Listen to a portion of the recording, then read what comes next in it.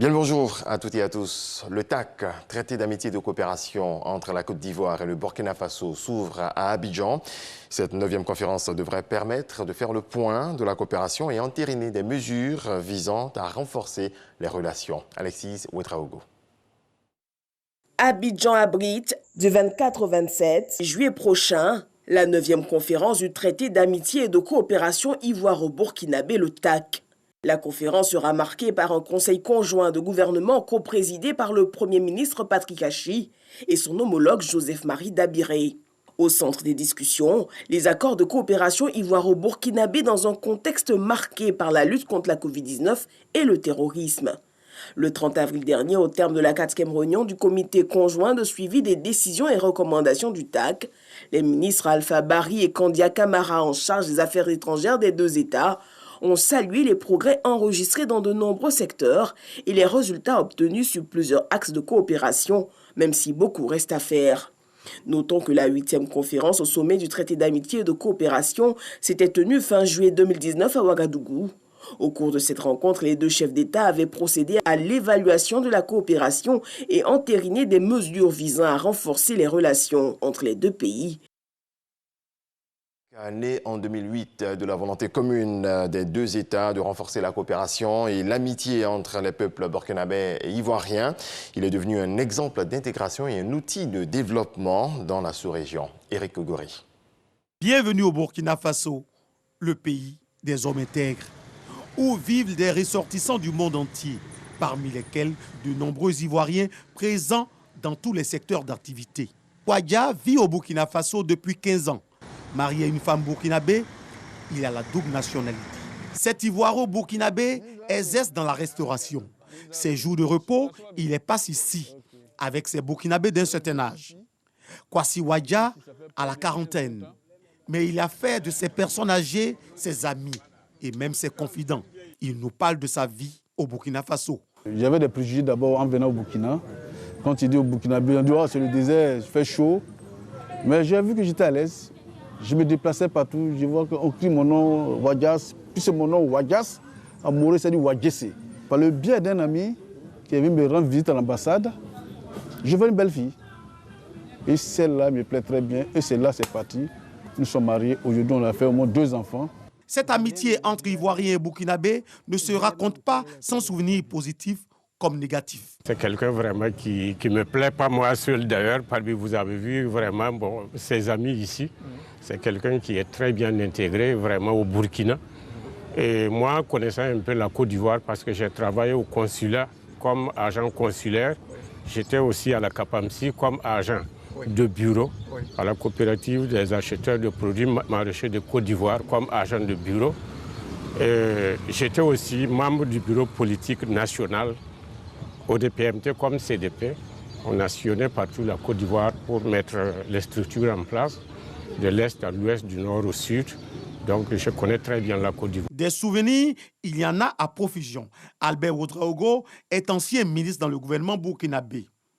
Ces moments passés en Côte d'Ivoire l'ont marqué. Nous avons pu mesurer la chance qui a été la nôtre d'être né en Côte d'Ivoire et d'avoir bénéficié d'un certain nombre de facilités en matière d'études et en matière de bourse. Moi, personnellement, j'ai eu droit à la bourse depuis la 6e jusqu'en terminale. C'est pour tout cela que Albert Ouedraogo projette d'organiser une caravane de reconnaissance du peuple burkinabé à la Côte d'Ivoire. Moi, personnellement, j'ai pensé qu'on pouvait organiser une caravane avec un certain nombre de personnes qui ont évolué en Côte d'Ivoire et qui sont venus au Burkina et qui pourraient, à travers cette caravane-là, aller saluer les autorités présentes de la Côte d'Ivoire en mémoire de toute la politique que le président Félix Houphouët-Boigny avait développée qui permettait de vraiment construire l'intégration, l'amitié, la fraternité. Environ 3 millions de Burkinabés vivent en Côte d'Ivoire, dont 61% sont nés dans le pays selon le recensement de 2014. Autre volet de l'actualité, la ville de Daloa est en manque de liquide précieux, 57% de déficit en eau potable. Le ministre de l'Hydraulique met en service 3 unités de production pour combler le vide. Il a également lancé les travaux de renforcement de l'alimentation en eau potable estimés à plus de 23 milliards de francs CFA. Mama Traoré. Quartier commerce, plein centre-ville de Daloa. Depuis qu'il passe sa retraite, Célestin et sa famille n'ont pas d'eau dans leur robinet, faute de canalisation. Il y en avait, mais tout est bouché. C'est gâté. Donc jusqu'au jour d'aujourd'hui, on n'a pas de l'eau. C'est comme ça. Et où on arrive à nous approvisionner, on achète. On achète de l'eau avec les voisins. Situation différente chez les Flancs. Ici, pas de soucis sur le réseau d'adduction d'eau potable. Une inquiétude cependant, l'eau ne coule pas en permanence. Depuis ce matin, il n'y a pas l'eau. Quand on coupe l'eau, ça peut faire 2 jours, 3 jours avant qu'on ait l'eau. À l'origine de cette situation, la vétusté des infrastructures et le déficit de production d'eau potable que connaît la cité des Antilopes. Déficit qui s'évalue à 11 000 mètres cubes d'eau sur les 21 000 dont a besoin la ville par jour. Cette situation relève désormais du passé avec la mise en service ce vendredi de 3 unités de production d'eau potable en mesure de produire 6 000 mètres cubes supplémentaires. Le problème d'eau ne touche pas seulement les populations vulnérables, mais c'est quasiment tout le monde et tous les quartiers. Et donc nous ne pouvons que vous dire encore merci et à travers vous, remercier encore une fois son Excellence, le Président de la République, son Excellence Alassane Ouattara et le Premier ministre Patrick Hachi. Ce n'est pas tout. Des travaux de renforcement de l'alimentation en eau potable ont été lancés par la même occasion. Ainsi, dès 2023, 8 000 mètres cubes d'eau additionnels seront produits depuis le barrage de Buo pour desservir la 3e plus grande ville du pays. Nous aurons au total 23 000 mètres cubes jour pour un besoin de Daloa et environ estimé à 21 000 mètres cubes jour. Le travail que nous allons démarrer aujourd'hui va permettre de garantir jusqu'en 2040 la production en eau potable de la ville et de ses environs. Les travaux de renforcement de l'alimentation en eau potable de la ville de Daloa vont coûter plus de 23 milliards de francs CFA sur un financement de 170 milliards de francs CFA octroyé à la Côte d'Ivoire par la Chine dans le cadre d'un projet qui concerne 12 grandes villes du pays. C'est une signature de convention qui sonne comme une bonne nouvelle dans l'univers des jeunes. Un partenariat relatif à l'insertion de 950 jeunes vient d'être signé. Cette porte ouverte sur des stages et des emplois directs prend forme grâce au ministre de la Promotion de la Jeunesse et de l'Insertion professionnelle et du service civique et le directeur général de la société WebHelp. Salmatou Dia. C'est une signature de convention qui annonce 950 opportunités d'emploi pour les jeunes de Côte d'Ivoire. La société WebHelp et l'agence Emploi Jeunes amorcent un chapitre de leur coopération en faveur de l'insertion des jeunes en Côte d'Ivoire. Nous sommes dans un pays où la jeunesse a une vraie qualification, a une vraie compétence, a de vrais talents et c'est ce qui nous permet de délivrer une qualité et donc de satisfaire nos clients et de continuer à croître. On travaille dans l'activité de l'externalisation de la relation client, aussi bien sur des réseaux sociaux que sur de l'appel service client, que de l'appel en télévente pour des clients français. Ce sont 300 emplois directs, 450 stages de qualification, 200 autres stages de validation des diplômes qui viennent d'être signés. Ce partenariat est scellé sous la supervision du ministre Mamadou Touré, pour qui ceci vient soutenir l'effort du gouvernement à offrir des perspectives réelles à la jeunesse. La question de l'insertion professionnelle des jeunes surtout est au cœur des priorités du gouvernement. Nous continuons de mobiliser toutes les initiatives, tous les acteurs, notamment le secteur privé. Et je me réjouis que WebHelp ait fait confiance à la Côte d'Ivoire en s'installant, mais surtout soit dans une dynamique donc, de développement. Et dans ce sens-là, ait fait confiance à l'agence Emploi Jeunes. Et dans quelques jours, donc c'est près d'un millier de jeunes Ivoiriens qui auront donc une opportunité d'insertion professionnelle.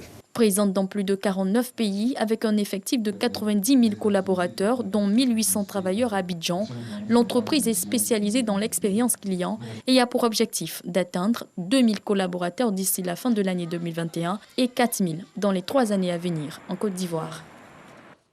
Cannes 2023 en Côte d'Ivoire, l'organisation est en marche. Ce mercredi, les questions d'hébergement, de restauration et de loisirs étaient au centre d'une rencontre entre Albert Amicha, président du COCAN, et Siandou Fofana, ministre du Tourisme et des Loisirs. Le point de Konaté Ngambli. Les questions d'hébergement, restauration et loisirs des participants à la Coupe d'Afrique des Nations Côte d'Ivoire 2023 étaient au cœur de cette rencontre d'échange entre François Albert Amicha, président du COCAN, et Siandou Fofana, ministre du Tourisme et des Loisirs. Entouré par les responsables des différentes commissions techniques, François Albert Amicha a exprimé quelques préoccupations relatives aux villes d'Abidjan, Yamoussoukro, Bouaké, Korogo et San Pedro, devant abriter les compétitions. En réponse aux préoccupations du président du COCAN, Siandou Fofana a fait l'état des lieux de l'existant en termes d'hébergement hôtelier et de restauration avant de présenter le dispositif mis en œuvre et les projets pilotés par son ministère. Il y a la construction de 6 hôtels au cours de... avec la garantie souveraine de l'État, il va y avoir une levée de fonds et donc on a déjà identifié les banques qui sont prêtes à apporter les ressources. C'est une opportunité qui nous est donnée et donc l'idée ici c'est de faire en sorte que ces travaux s'achèvent avant la Cannes.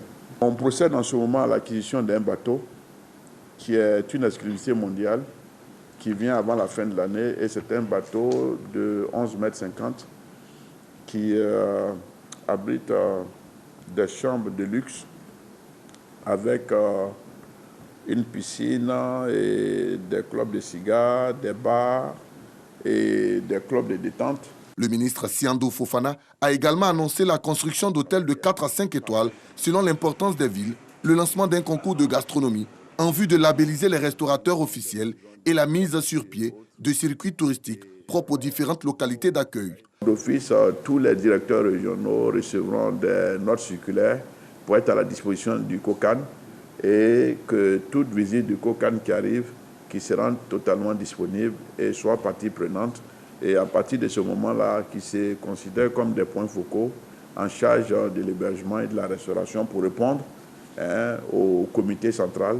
Le président du COCAN s'est dit satisfait et rassuré des informations reçues à l'issue de la rencontre. Les Jeux Olympiques de Tokyo sont lancés. Très sombre, la cérémonie d'ouverture s'est déroulée hier dans un stade quasi vide à cause de la pandémie de Covid-19. Les 206 délégations ont défilé avant que la joueuse de tennis japonaise Naomi Osaka n'allume la coupe olympique. La flamme restera allumée jusqu'au dimanche 8 août au soir, après 2 semaines de compétition durant lesquelles 11 090 sportifs venus du monde entier se disputeront les 339 titres en jeu dans 33 sports. Ce vendredi, Haïti a enterré son président Jovenel Moïse, assassiné le 7 juillet dernier à son domicile. Les funérailles ont eu lieu à Cap-Haïtien, dans le nord du pays, d'où il était natif, en présence de ministres, de politiques et de diplomates, dans une atmosphère tendue. C'est ici que nous mettons un terme à cette édition. Merci à toutes et à tous de nous avoir suivis. Excellent week-end.